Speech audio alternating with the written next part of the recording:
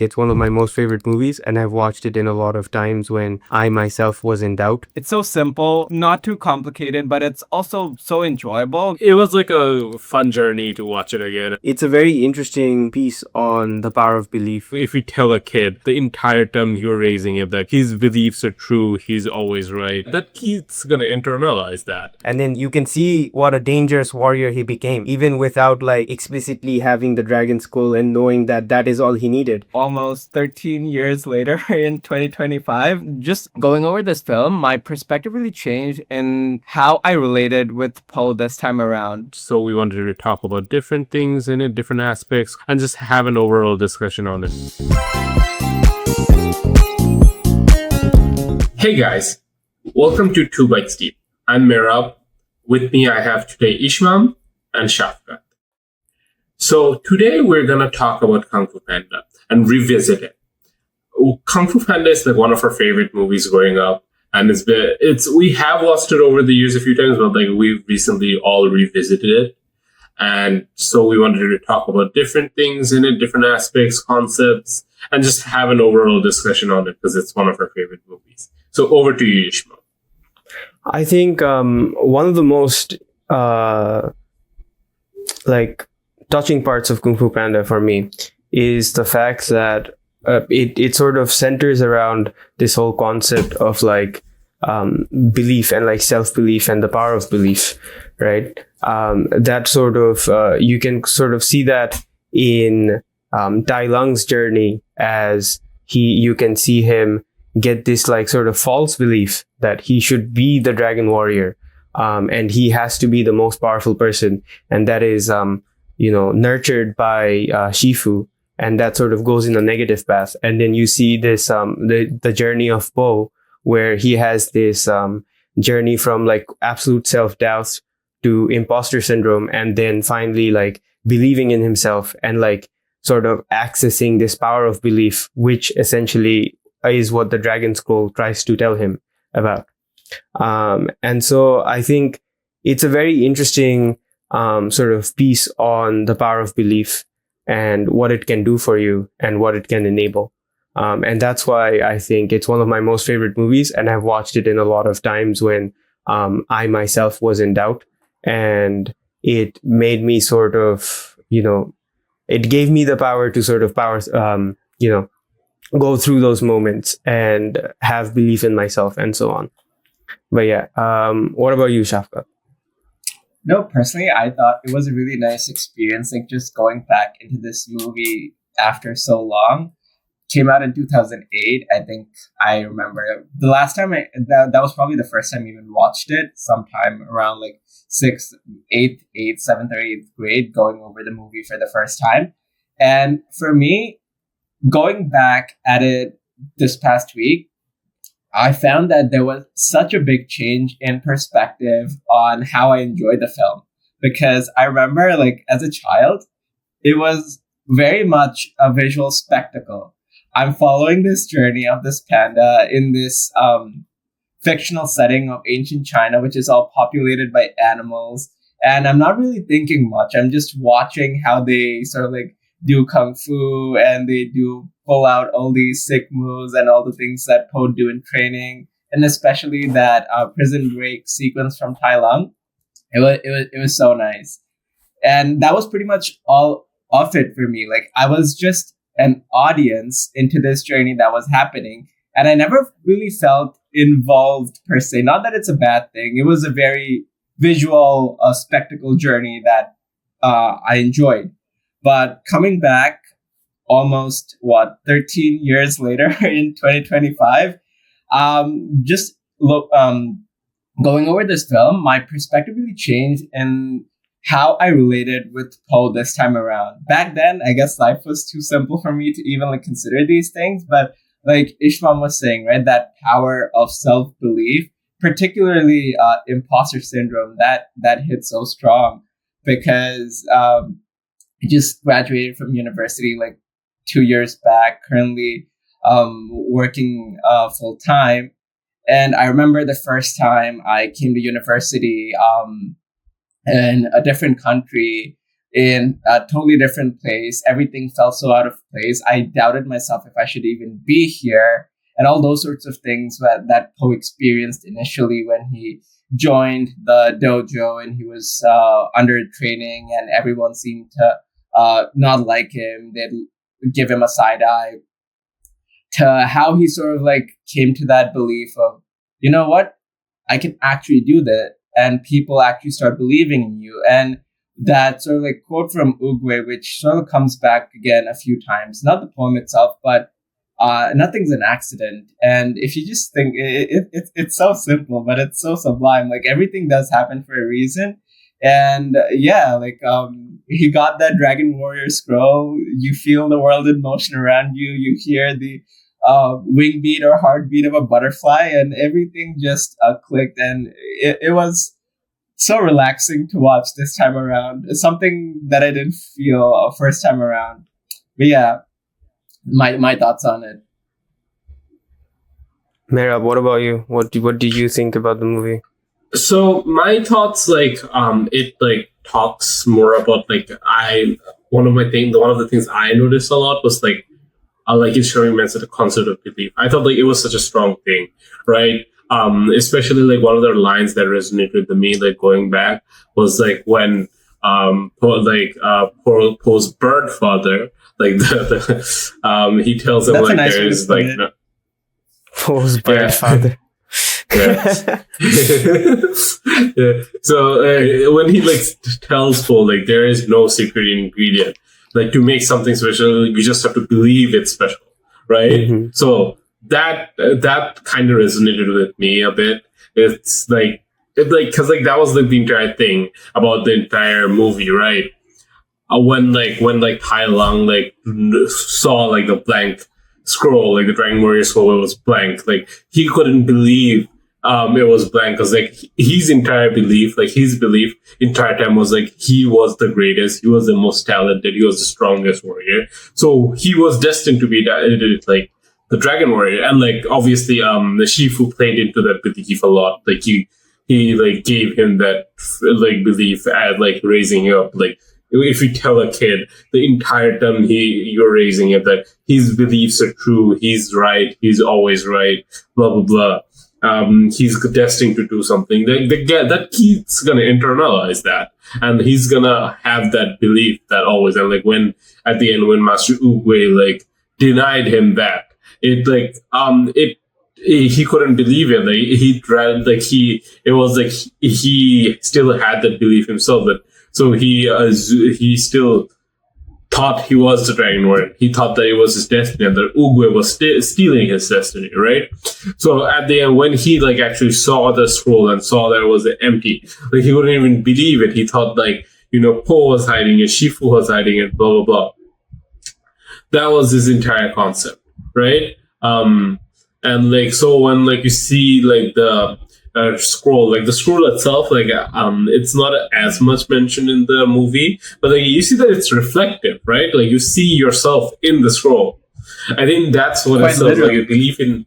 Yeah, it's it's belief in self, in self, right? You believe in yourself, believe you're special, and that is what kind of leads to you being the Dragon Warrior, right?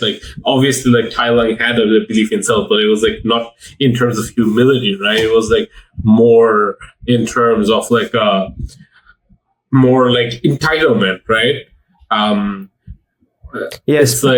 Speaking of Tai Lung, I think the thing I kind of want to drill into more here is the fact that the power of belief, it can go both ways, right? As you were saying, Tai Lung also believed in himself, but it was this sort of belief of grandiosity. It wasn't oh, I can do something. It's oh, I'm better than everyone else.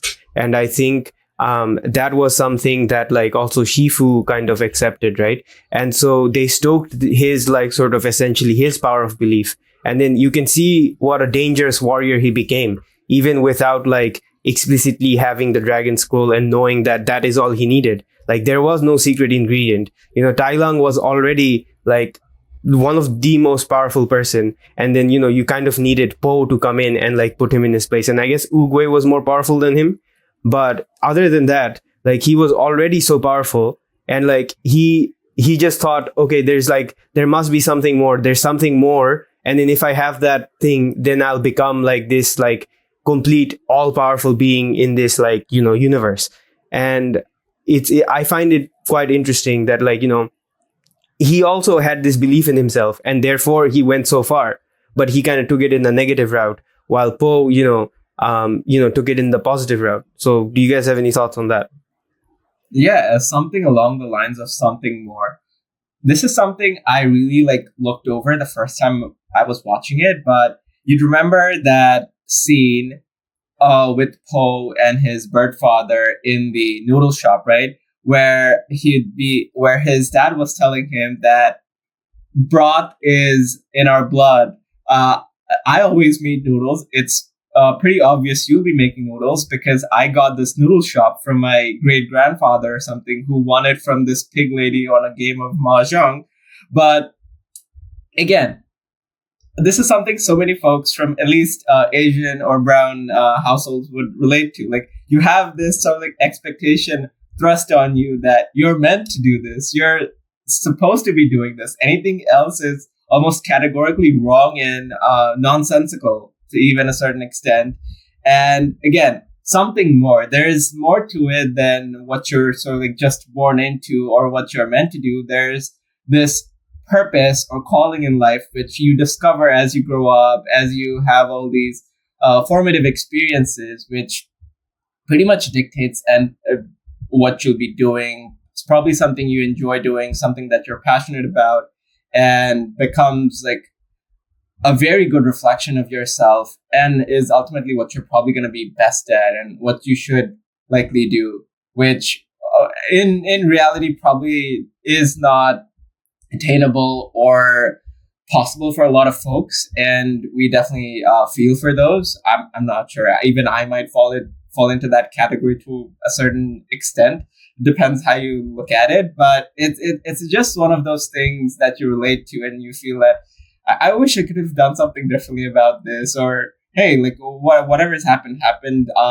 Let me just maybe take a different look at things from now and try something a bit different. Yeah, there are no accidents, Shafqat. Yeah, I want to cut into this. Absolutely. Yeah. I want to kind of cut into this. Like, I also like one of the characters like I find really interesting. Like not characters, but like a symbol of characters who like are like my favorite in the entire movie, like the Furious Five. Like, honestly, like they being in the movie is such a blessing. Like, I like recently saw Kung Fu Panda 4, which like the movie like they weren't in, and I hugely disliked it. It's so much so that like I just kind of blocked it out of my memory. Like, we were like talking about it recently. I was like, Kung Fu Panda 4. But I remember I watched it, and like the only thing like I thought about it was like, oh, the Furious Five like isn't really in the movie. They are in them, but like they essentially like have like almost zero like part in the plot.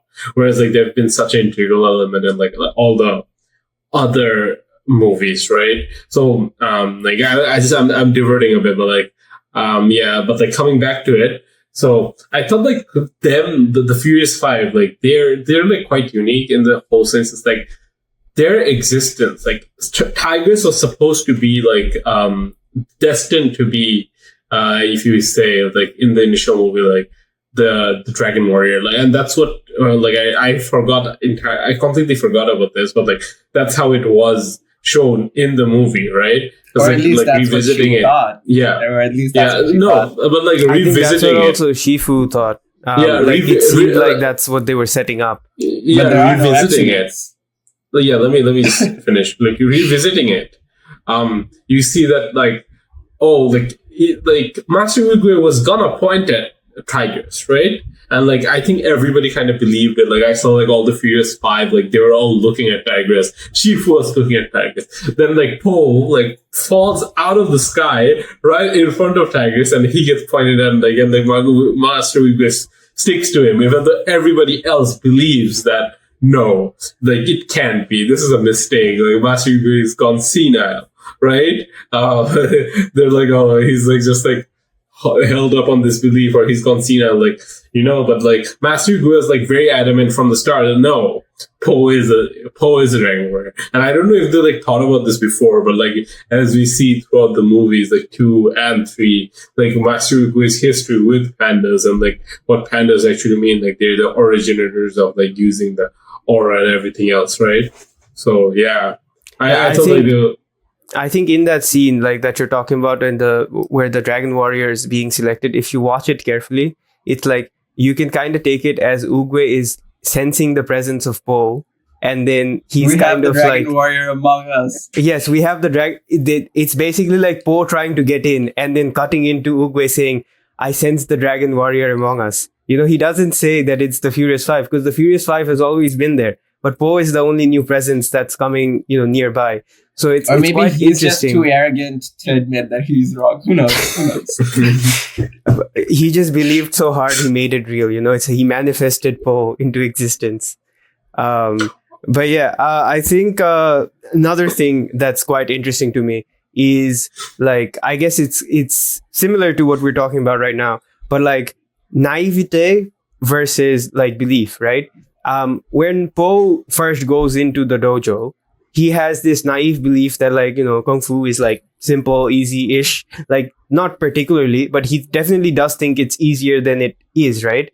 I think there is a scene, a very like poignant scene with Shifu and Poe after Oogway dies, where Shifu is like telling them that Tai Lung is, returning. And then Poe's like, ha ha, you're very funny. Like, even if he's returning, Oogway can take care of him. And then Shifu's like, no, it has to be you, right? Whereas until now, he was like, oh, like, I'm the Dragon Warrior, whatever. Like, he knew that he was the Dragon Warrior, but like, he was like, oh, it's not that big a deal. But that's when the moment sort of hit. And then he sort of almost runs away. And then Shifu catches up to him and he's like, why didn't you run away so far? And I think, like, I just want to sort of talk about like naivete and like belief, essentially, because I think personally in my life, I can think of a lot of things in school when I, bit off way more than I could chew, just because I was like, oh, I can do it, right? But then you find yourself in a situation where it's so much more tougher, and you wonder in those situations, like, had I known this was this hard, would I have even gone through with it? Like initially, and then initially you might have not.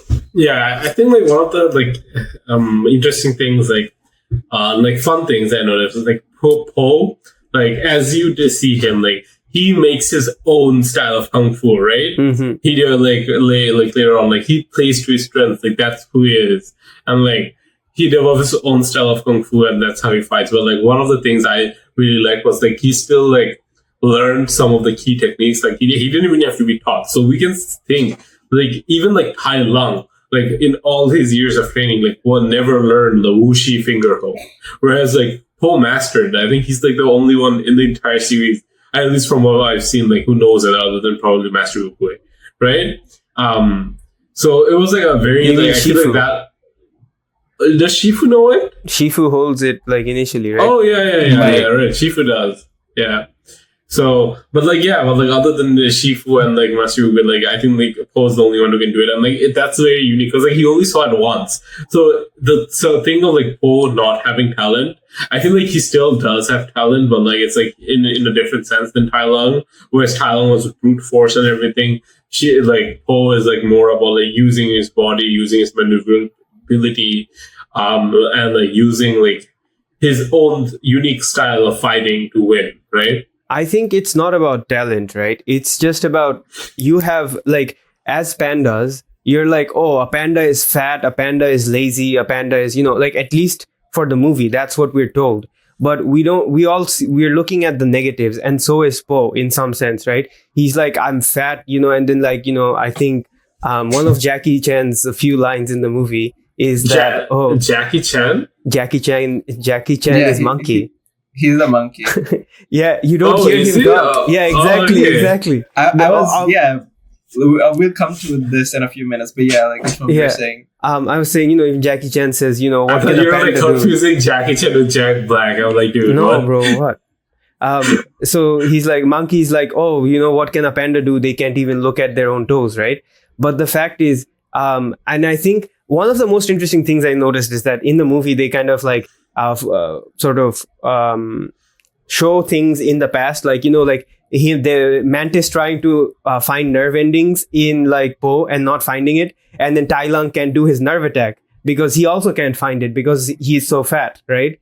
And like it's a negative thing, like even in like regular everyday world, like you're like, oh, being fat is like negatively viewed, but he sort of makes it sort of a positive thing in the movie's context, obviously, where he's like so bouncy and like so like, you know, you punch him and then he automatically punches back because he's so bouncy.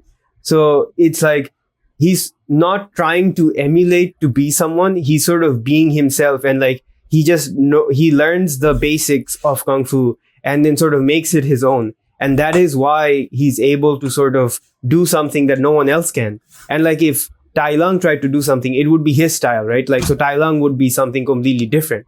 If he can't become Po and Po can't become Tai Lung. And I think that's also another central message of the movie, you know? Like, I can't be Oogway, you can't be Shifu, but you can be like the best Mehrab you can be, or you can be the best Shafkat you can be. You know, like, I think that's what I really like, because I don't think it goes into like, oh, he had inherent talent. Like, Po had this secret hidden talent all along. It's about him sort of finding who he is and how that's so, you know, great about him. Yeah, and on a less serious note, as a child, when I was watching this movie for the first time, and back then, like, I didn't really know much about casting and like who's voicing who and whatnot. Honestly, like when I was watching like animated movies or stuff like that as a child, I never really was as serious about it because I just thought it was generic, normal people who are doing like the voiceovers and stuff like that. But I remember like Googling Kung Fu Panda sometime after I watched it. And in the search results, it's showing that it has like Jack Black, it has Angelina Jolie, it has Jackie Chan, Lucy Liu, and a lot of other folks. And I was like, where do they even like show up? Like, where are they even in the film? Like, it's an animated film. They aren't even supposed to be there. And it's like, I read later on that these folks did the voiceovers, and I was like starting to maybe just piece from, okay, that's probably where they were. That's probably where Seth Rogen was as Crane. And at least as a child, that was such an awe-inspiring moment. Like, these folks were even in that film. Like, it just made that experience that much more interesting and fun to watch, and brought me into like animated movies in general later on, because when I'd watch animated films later, like Toy Story, I was like, oh, it's got like Tom Hanks, it's got like Woody Allen, and it's got all sorts of like wonderful folks. It's probably gonna be fun. And I strongly endorse Toy Story for whoever is having like doubts about seeing it. Like it doesn't even like need saying. But back to the point, like Kung Fu Panda was one of those milestone moments for me, at least like watching movies and enjoying these things, that it's always going to have a special place. And it's one of those movies, like, it's so simple, it's not too complicated, but it's also so enjoyable that I never sort of like not like rewatching it from time to time. It's always a pleasure. It never feels like a chore or burden. Like when I heard that we're going to do this movie again, like I never for once felt like, oh God, I'm going to have to watch that whole movie once again or what. Like I actually looked forward to it and had a really good time doing it. I don't know if it was the case for you, but it was really nice coming back to this movie after so long. I think for me, it was like, I think I thought I would enjoy it more than I would. Like I watched it a lot because I had the DVD set for Kung Fu Panda 1 and 2 probably, or something like that. And then I watched them a lot. So as a kid, I watched them a lot. And then after like coming to university and stuff, I watched it again. And that's where I think I sort of started appreciating the deeper stuff in it more. And then this time, I think I was watching with an even keener eye, right? Like I was like looking for the details, where I kind of found this, like all these like foreshadowing of like things, like everything that happens in the final battle is like sort of foreshadowed previously. You know, like you kind of see Po like already do these things in like really just random places, like the nerve thingy, which was like mind blowing to me, right? Like it's played off as a joke. He's like, oh, you can't even, this stupid panda, you can't even fix him, you can fix his pain because you can't find his nerves. And then, Tai Lung tries his nerve attack, which is one of the most dangerous things we've seen. And, you can't do anything about it because you can't find his nerve endings. So I think there was a lot of foreshadowing that I appreciated. But I think I was looking at it very critically. And I think, which is why I didn't enjoy it as much. I think when I sort of just watched it without trying to sort of think of what I want to talk about and stuff like that, I enjoyed it way more in the past. But in general, I would say it's one of my favorite movies. And, if you haven't watched it, watch it 100%. Yeah. I feel the same way, like rewatching it, revisiting it after so many years. Like I have watched it a time and time again in between, but like it's been a minute since I watched it, probably 2-3 years. So like rewatching the movie, it gave me a better perspective on how the new movie is. Like personally, like I liked Kung Fu Panda 2 way more. If that's my favorite movie in the series, Kung Fu Panda 2. But like, yeah, Kung Fu Panda still holds a special place because that's how the series started. That's how we got to know Po and everyone else. But yeah, like it was like a fun journey to watch it again and everything else, like see it again. And like as an adult, like we understand some of the more core themes, self-belief, like imposter syndrome, etc. And it was a great revisit. So like, yeah, it's like if you haven't ever seen Kung Fu Panda, it's like I'd also highly recommend you to like rewatch it. Yeah, it's on Netflix and yeah. pretty much every platform you can think of, so it's very accessible and easy to find. Yeah. I feel like that's a nice way to like wrap it up. I think let us know what part of Kung Fu Panda was your favorite scene, and then give us a like and subscribe for more stuff like this. If you have any recommendations for what you want us to sort of take a look into, feel free to put it down in the comments. But yeah, I think this is all for 2 Bites Deep today. So bye. Yeah. See you Thanks guys. Bye.